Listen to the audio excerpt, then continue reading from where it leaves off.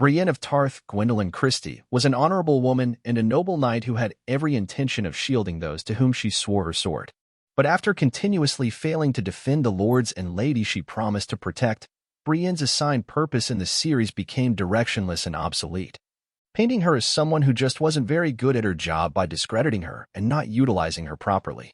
Brienne always wanted to prove herself as a knight.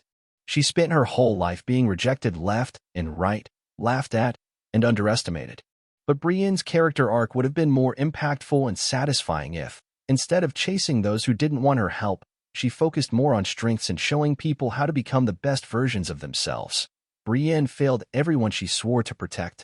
When Brienne was introduced in Season 2, she was Renly Baratheon's Gethin Anthony sworn sword. Brienne worshipped Renly, for he was one of the few lords in Westeros who ever showed her a shred of kindness.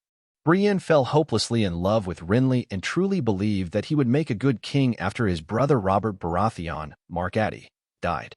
But Renly's elder brother Stannis Baratheon, Stephen Delane, had a better claim to the throne than he did and resorted to using blood magic in order to prevent Renly from stealing his throne. Brienne was devastated when she witnessed Renly's murder at the hands of Melisandre's Corlys Van Houten, Shadow Baby. She had all but given up until Catelyn Stark, Michelle Fairley, slapped some sense into her, and the two of them fled the scene of the crime before being blamed for Renly's death. Feeling lost and purposeless after losing Renly, Brienne turns to Catelyn and asks to protect her and become her sworn sword, because Brienne didn't feel useful or valuable unless she was defending someone. Catelyn appreciated and respected Brienne. She immediately accepted the knight's offer to become her sworn sword. She even trusted Brienne enough to aid her in committing treason by instructing her to escort Jaime Lannister, Nikolai Coster-Waldau, who was a Stark prisoner at the time, to King's Landing, in exchange for her daughters' lives, betraying Robb Stark. Richard Madden, the king in the north at that point. This moment was very difficult for Brienne because she was endlessly loyal and wanted to obey Catelyn's every order, and this order prevented her from staying at her side at all times to protect her. Brienne is also a stickler for the rules and doesn't take committing treason lightly. But, in the end, she left with Jaime Lannister for King's Landing.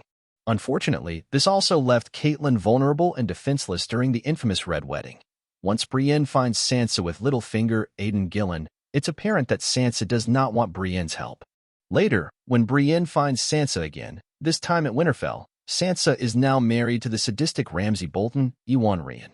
It's true that Brienne wasn't aware of the horrors that Sansa was suffering through in her marriage to Ramsay, and she did eventually slay the men who chased after Sansa when she escaped Winterfell with Theon Greyjoy, Alfie Allen.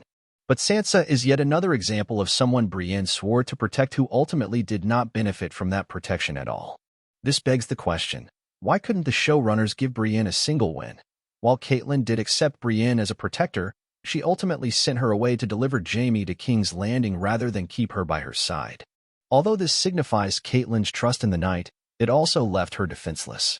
On the other hand, Sansa did eventually accept Brienne's protection, but the knight is, once again, sent away during Sansa and Arya's plot against Littlefinger. The series never worked to develop Brienne's bond with any of the people she was protecting beyond Jaime. Brienne's biggest triumph was arguably helping Jaime Lannister go from villain to hero by teaching him to embrace honor, empathy, and compassion. Without her, Jaime Lannister would never have lost his hand, but he also would never have sought redemption for his crimes. Brienne demanded honor from a man known to everyone as a dishonorable person. Jaime, as a knight, kept up a disinterested facade but, deep down, he wanted to be a noble knight. Brienne's belief that he could be a better man and her refusal to give up on him are both aspects that are unique to her character. It's safe to say that, without Brienne, Jaime never would have become the character so beloved by fans. In the final seasons, Brienne's character was tragically pushed aside to make way for larger storylines and to focus on more central characters. Her character could have been explored if she had more screen time. Her surface-level motivation was to become a Knight of the Seven Kingdoms, but her true desires were more complex than that. She wanted to be accepted and appreciated. She thought she had to protect someone in order to get that, but Jaime showed us the potential of a different path for the character. Brienne's always been like a moral compass for the show. In a world where ethics and morality are snuffed out during the Game of Thrones, see Ned Stark, she could have been a mentor rather than just a warrior.